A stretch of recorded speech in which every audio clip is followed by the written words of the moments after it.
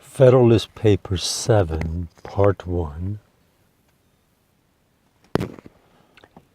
It is sometimes asked, with an air of seeming triumph, what inducements could the states have, if disunited, to make war upon each other?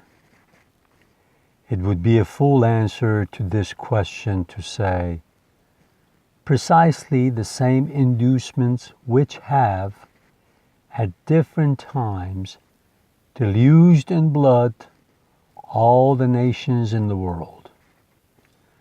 But unfortunately for us, the question admits of a more particular answer.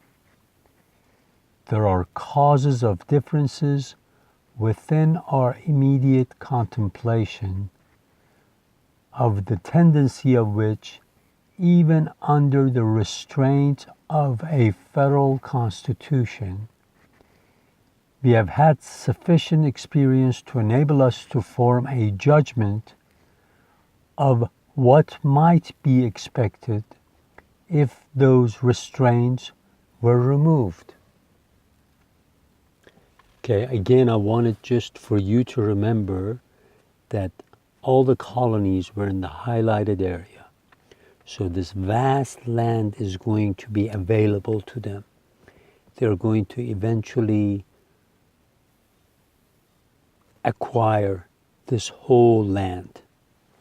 So keep that in mind, because the area and the land of the United States is very important in understanding the history of the United States. At the time of the writing of the Constitution, notice the colonies are right here in red, okay? And these blue areas are territories. People are eventually going to move there and live there and make states out of them. But as we go through this Federalist Paper number 7, just keep in mind that a lot of these lands, at one time, some of these states claimed that those lands are theirs. Like the state of Georgia said, this land is mine. South Carolina was saying, this is mine. North Carolina was saying, this is mine. And all this area up here was claimed by Virginia, Pennsylvania, and other states. So this was going to be an extremely difficult situation. If they did not unite, then they would want a piece of these lands, and there's a good chance that they will go to war against one another. So that is very important. I want you to remember that. Now read the next long paragraph. Territorial disputes have at all times been found one of the most fertile sources of hostility among nations. Perhaps the greatest proportion of wars that have desolated the earth have sprung from this region, from this origin. This cause would exist among us in full force. We have a vast tract of unsettled territory within the boundaries of the United States. There still are discordant and undecided claims between several of them, and the dissolution of the Union would lay a foundation for similar claims between them all. It is well known that they have heretofore had serious and animated discussions concerning the right to the lands which were ungranted at the time of the Revolution, and which usually went under the name of Crown lands. The states within the limits of whose colonial governments they were comprised have claimed them as their property, and others have contended that the rights of the Crown in this article devolved upon the Union, especially as to all that part of the Western Territory which either by actual possession or through the submission of the Indian proprietors was subjected to the jurisdiction of the King of Great Britain, till it was relinquished in the Treaty of Peace. This, it has been said, was at all events an acquisition to the Confederacy by compact with a foreign power. It has been the prudent policy of Congress to appease this controversy by prevailing upon the states to make cessions to the United States for the benefit of the whole. This has been so far accomplished as, under a continuation of the Union, to afford a decided prospect of an amicable termination of the dispute. A dismemberment of the Confederacy, however, would revive this dispute and would create others on the same subject. At present, a large part of the vacant Western Territory is, by cession at least, if not by any anterior right, the common property of the Union. If that were at an end, the states which have made cessions on a principle of federal compromise would be apt, when the motive of the grant had ceased, to reclaim the lands as a reversion.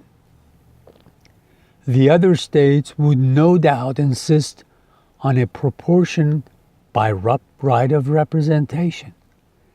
Their argument would be that a grant once made could not be revoked, and that the justice of their participating in territory acquired or secured by the joint efforts of the Confederacy remained undiminished. If, contrary to probability, it should be admitted by all the states that each had a right to a share of this common stock, there would still be a difficulty to be surmounted as to a proper rule of apportionment. Different principles would be sent up by different states for this purpose, and as they would affect the opposite interests of the parties, they might not easily be susceptible of a pacific adjustment. Pacific means peaceful. So basically, all these lands that are here in blue, every state that fought in the Revolutionary War and got those lands from the Crown or from the Native Americans, they say, we fought in this war, so we need to have our share. And because different states here were claiming different parts of these territories in blue, the chances are their arguments would lead to war. So here, Hamilton is telling them that's another reason for you all to be afraid of being disunited. Now, some comments in Farsi. این ایالت ها که جنگیدن و انقلاب کردن و جنگیدن و اینا، من تو جاهای دیگه، تو ویدیوهای دیگه گفتم، اینجا زیاد بحث نمی کنم. الان همیلتون توی مقاله داره 2 مرتبه میگه کل اینجا زمین به دستمون اومده بعد از جنگ با انگلیس و پیمان صلح. اینا منتها هر کدوم از این مردم این ایالت ها میگن ما تو این جنگ شرکت کردیم، خون دادیم و اینا، یه مقداری از این زمین ها سهم ماست.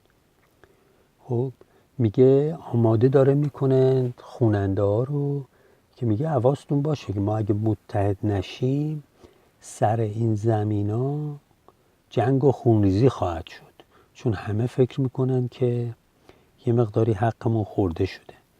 یه چیز مهم دیگه ای هم که در نظر بگیرید اینه که بعضی از اینها یه تیکه از زمیناشونو تحت نظر کنگره آمریکا دادن. خب یعنی گفتن خیلی خوب، برای اینکه ما بین خودمون جنگ نشه و اینا، این زمین رو سید میکنیم، CEDE، خب میدیم به دست کنگره ملی که بشه ثروت مملکت، یا حداقل کنگره اینا رو چیکار بکنه به مرادش برسه. به محض اینکه ما قرار بشه اتحادمون رو از هم بپاچونیم، همه میان میگن این زمین‌های ما رو بده. پس اینا رو همه رو داره آماده میکنه که متحد نشید، سر این برنامه‌ها جنگ خواهد شد. و اینجا راستی یه مقداری وقتی به ترجمه نگاه میکنید، فقط اینجا مسئله مرزی نیست، مثلا کشورها سر این مرز برن به جنگن. اینجا مسئله این زمین مفتم که گیرشون اومده، سر اونم هست. مسئله مرز نیست، این زمین اضافی که به دستشون اومده بعد جنگ که اونا هم سهمشو از اونجا میخوان. پس این دو نکته رو در نظر داشته باشید.